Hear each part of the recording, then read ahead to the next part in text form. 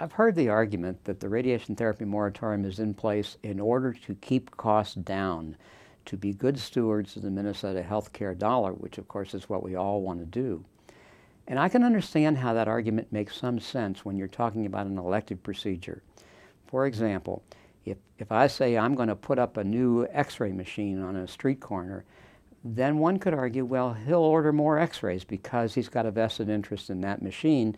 And so whether one orders an x-ray or not is an elective procedure. I understand that argument, though in truth I've never seen any data that proves that the argument is true. But we're not talking about an elective procedure here. With radiation therapy, we're talking about a mandatory procedure. No physician orders radiation therapy for a cancer patient who doesn't really need that treatment, and no patient would accept such a treatment. So there's no possible argument for overutilization by virtue of having the moratorium lifted. And the only other ways that I know that costs could increase, one could argue that if you build a new facility, then you'll jack up the price to pay for it. But you can't jack up the price. That's essentially impossible.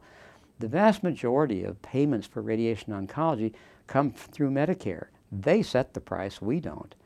And those treatments which are covered by private payers like Blue Cross, etc., are the consequence of negotiations. And I would submit that both sides of the negotiating table are very skilled at this and are keeping those prices in the range that they should. And they're not going to change because we have additional facilities. And the only other way that I know that public dollars could be spent by virtue of lifting the moratorium is if public dollars were utilized in developing and creating these facilities. But they're not. We're not talking about Viking stadiums here. We're talking about strictly a private venture. In fact, one could argue exactly the opposite, that by virtue of competition in the marketplace, it seems only reasonable to me that costs actually ought to be kept down. So there's no data whatsoever that this moratorium is saving money, and there shouldn't be, because intellectually it doesn't make any sense.